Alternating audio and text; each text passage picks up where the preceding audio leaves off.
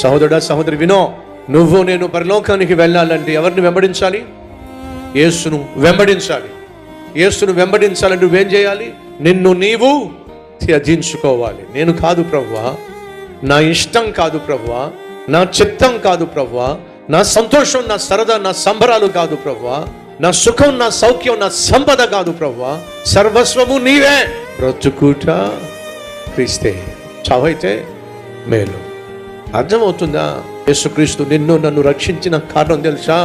నువ్వు నీ ఇష్టానుసారంగా జీవిస్తావని కాదు, నీ మనసు ఏం చెప్తే అది చేస్తావని కాదు, నీ కాలు ఎక్కడికి వెళ్ళాలంటే అక్కడికి వెళ్ళిపోతావని కాదు, నేను ఏది మాట్లాడాలనిపిస్తే అలా మాట్లాడతావని కాదు, నీ హృదయం ఎలా జీవించాలనిపిస్తే అలా జీవిస్తావని కాదు. మరి దేనికోసం అండి యేసు నీ కోసం ప్రాణం పెట్టింది?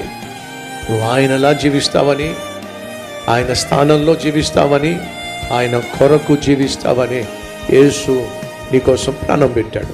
ఇది మన నరాల్లో జీర్ణించుకుపోవలసిన బహు విలువైన సత్యం.